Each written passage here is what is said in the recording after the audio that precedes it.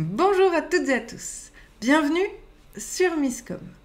Ici on parle communication, marketing, on essaye de développer votre culture dans tout cela pour pouvoir vous aider à développer votre entreprise. Et ce depuis 2017. Donc vous avez ici plus de 500 vidéos aujourd'hui en date du 25 octobre 2023.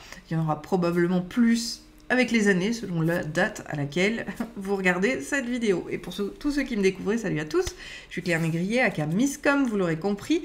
Et depuis 2012, moi j'accompagne mes clients dans leur communication et leur marketing, de la stratégie à la création des outils, en passant par l'identité de marque et la création de tout ce qui va bien pour attirer les clients que vous voulez vraiment. Donc, cette semaine et la semaine prochaine d'ailleurs, on est en mode étude de cas. Mais pour aujourd'hui, ce cas-là est assez récurrent pour la plupart d'entre vous.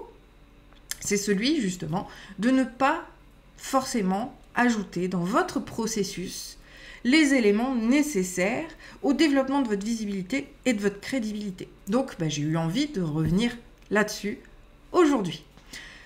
On parle bien évidemment de social media, on parle bien évidemment de site web, de digitalisation. Aujourd'hui, avec 94% des gens qui recherchent leurs besoins, enfin une réponse à leurs besoins sur Internet, vous ne pouvez pas passer outre ce fait-là.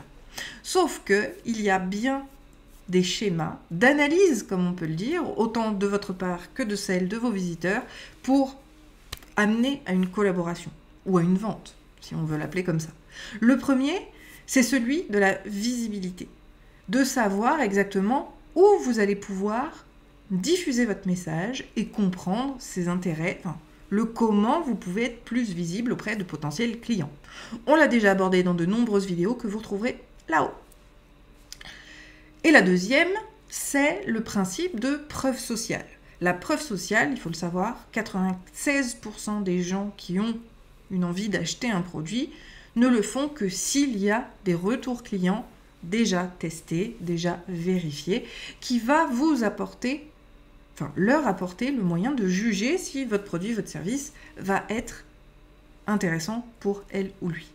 Donc, dans mes deux règles pour booster votre visibilité et votre crédibilité, ce sont deux actions qu'il faut impérativement ajouter à votre processus d'entrée et de sortie de votre magasin ou en tout cas de votre entreprise. C'est-à-dire, donc, pour pouvoir identifier d'où viennent les gens, et pour pouvoir identifier leur satisfaction. Donc vous l'aurez compris, mes deux règles, c'est 1, de toujours demander. Et que ce soit sur une boutique physique, que ce soit dans le digital, ajoutez toujours à votre formulaire de contact. Lorsque vous avez des prospects au téléphone, pensez toujours à leur poser la question. Pourriez-vous me dire par où vous êtes arrivé, par où vous êtes passé pour me trouver? Comment m'avez-vous connu? Moi, c'est cette phrase-là que je dis souvent. Comment m'avez-vous connu? Et à partir de là, je sais que les personnes m'ont trouvé à travers mes articles de blog, qui m'ont trouvé par Facebook ou alors par le bouche à oreille. Cette donnée est ultra importante pour pouvoir savoir comment agir. Si les personnes viennent par Facebook, ça veut forcément dire qu'il faut qu'on diffuse et qu'on travaille cette animation communautaire sur ce réseau-là. Si les gens viennent par notre site internet, par le formulaire de contact, probablement qu'ils ne sont pas arrivés sur le formulaire de contact comme ça tout de suite. Ils ont dû passer d'autres étapes, lire un blog, lire une page, peu importe, connaître quelle page leur a donné envie. Pourquoi ? Pour pouvoir booster ce contenu-là, c'est-à-dire peut-être faire des ads, le repartager sur les médias sociaux auprès des personnes qui sont ciblées. Ça peut être écrire de nouveaux contenus qui vont amener davantage de crédibilité à cette page-là. Ça peut être du contenu connexe, d'accord ? Moi, par exemple, sur mes prestations de création de site web, je vais pouvoir écrire plein de choses sur l'utilité, l'intérêt du site web, comment le booster. Il va y avoir plein de sujets qui vont pouvoir tourner autour de la création d'un site internet et pourquoi c'est important d'en avoir un.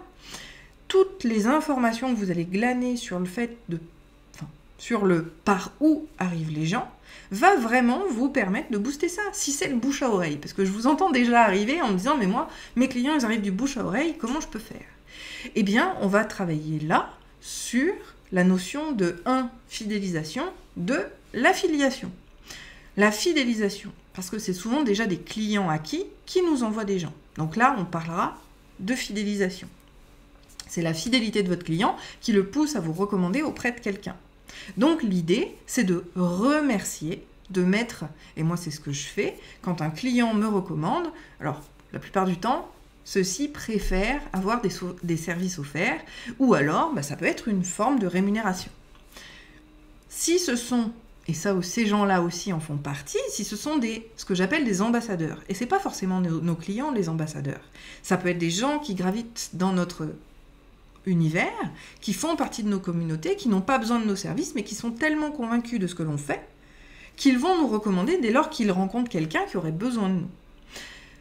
Ces ambassadeurs, ou ces influenceurs, quelque part, comme je les appelle, vont avoir la possibilité, par le biais donc d'affiliation, de toucher une commission sur les ventes. Parce que je considère que quelqu'un qui est ramené de la part de quelqu'un d'autre, c'est le principe du boulot de commercial, en fait. Même si ça a été fait, alors après, la personne a le droit de refuser, bien évidemment, une certaine rémunération.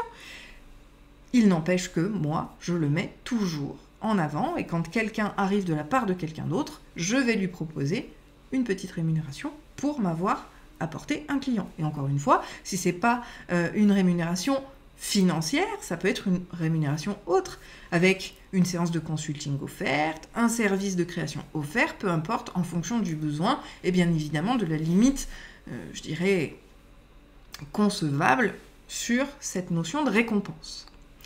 Donc, c'est ultra important de savoir d'où viennent les gens pour savoir quelles sont les actions qu'on va pouvoir faire. Et forcément, si on annonce que, pour le bouche à oreille, le fait de ramener des clients, c'est remercié par de l'affiliation, il y aura toujours plus de monde qui va venir vous apporter des clients. Ça motive également, la récompense va motiver.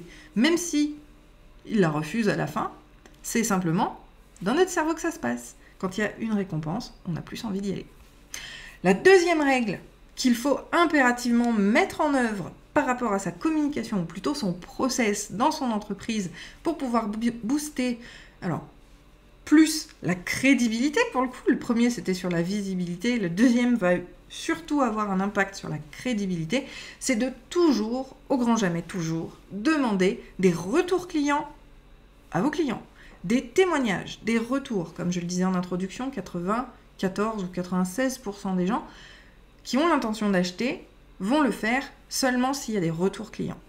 Ça doit être un réflexe. En fait, c'est plus qu'un réflexe, et c'est pour ça que je parlais de process. Ça doit être mis en place dans le process. Je sais que j'ai le dernier entretien, le dernier rendez-vous avec mon client. Je vais inclure 10 minutes sur lesquelles je vais pouvoir lui poser des questions. Alors les témoignages, aujourd'hui, on a beaucoup de mal à les obtenir parce qu'on est dans un monde où ça va trop vite. Privilégiez toujours la retranscription. Posez les questions au téléphone, notez les réponses. Ce n'est pas la personne qui va avoir un travail à faire. Essayez de faciliter et de fluidifier. Moi, ce que j'aime bien, c'est aussi demander des retours en vidéo quand la personne est d'accord, parce que c'est rapide. Moi, bien souvent, je suis en entretien visio avec mes clients, donc je vais activer le mode enregistrement quand je pose les questions. Et soit la personne accepte volontiers que je diffuse la vidéo, et ça, je lui demande une autorisation écrite, à laquelle elle répond de manière écrite. Je vous rappelle, le droit à l'image est strict, et vous devez avoir des autorisations et des justificatifs prouvant que vous avez l'autorisation de la personne pour diffuser son image.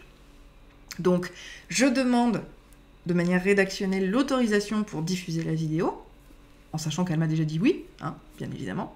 Et si c'est non, je fais une retranscription de ses réponses, tout simplement, pour pouvoir utiliser son retour. Mais comme je l'ai mis en place à l'intérieur de notre dernier entretien, il n'y a pas de temps en supplément. Si j'ai un conseil à vous donner, ne jamais faire les choses en bout de chaîne. Alors vous allez me dire, pour les produits, c'est compliqué, on ne peut avoir de jugement, ou plutôt d'avis, que lorsque le produit est arrivé, livré, utilisé.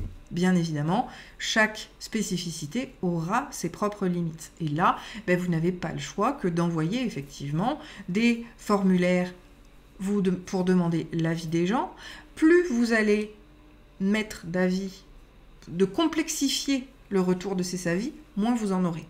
Si vous avez sur votre mail, si votre produit était satisfaisant, cliquez ici. Si ce n'est pas le cas, cliquez là. Il y a juste un clic à faire qui va vous donner l'information, un clic sur cette page. Un clic sur le 100% satisfait. On peut même mettre des gradations. 100%, 50% ou 0%. Ça, c'est vous qui voyez comment vous souhaitez mettre la chose en place. Mais on va essayer de simplifier au maximum le retour et les avis. On va essayer aussi, et Amazon le fait très bien, c'est quand, par exemple, il y a des questions sur les produits, il envoie aux utilisateurs qui ont déjà acheté le produit la question en disant « Pouvez-vous répondre à cet internaute ?» C'est un autre moyen d'obtenir cette notion de crédibilité et de preuve de qualité de produit, parce que les gens vont aller répondre. Vous avez plein de solutions, on pourrait en débattre de nombreuses fois, et on le fera dans le Marketing Lab vendredi. Si vous voulez nous rejoindre, n'hésitez pas, le lien est dans la description de cette vidéo. Le principe et l'idée, c'est d'aller trouver des moyens d'obtenir des retours clients pour pouvoir les explorer et les exploiter.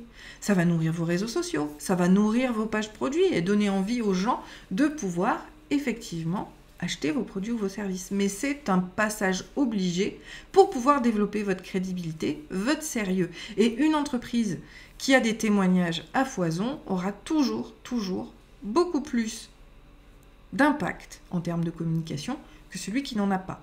Une entreprise qui est là depuis 20 ans, mais qui ne met jamais de témoignages clients sur son site internet, mettons, ou en tout cas qui ne prouve pas de retour client satisfaisant, aura beaucoup moins de chances de faire une vente que le petit nouveau qui vient d'arriver, mais qui a 3 clients qui ont donné leur avis sur le site. L'impact est énorme, est très important.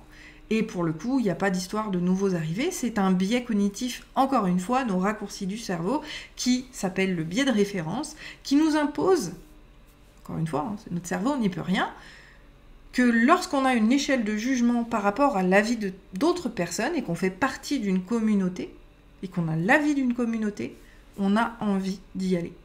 Donc si vous voulez maximiser l'impact sur votre entreprise, pensez toujours à demander aux gens par quel biais ils vous ont connu pour pouvoir explorer et exploiter ce filon-là. Et également à tous les clients acquis, leur satisfaction pour pouvoir démontrer aux autres que oui, ce que vous faites, c'est positif, c'est bien et c'est qualitatif. J'espère que ça vous aurait donné envie de partager-moi. Est-ce que vous le faisiez? Est-ce que ces 2 leviers, vous les avez mis vous-même en place? Est-ce que ça vous donne envie de le faire? Quels sont les critères sur lesquels vous rechignez ou vous appréciez? N'hésitez pas à le partager en commentaire. Je vous souhaite une très bonne journée, un très bon appétit. On se retrouve la semaine prochaine pour d'autres études de cas sur YouTube et vendredi dans le Marketing Lab. Encore une fois, vous pouvez rejoindre dans la description de cette vidéo. Au plaisir de vous y rencontrer. Et je vous souhaite une très bonne journée. Ciao.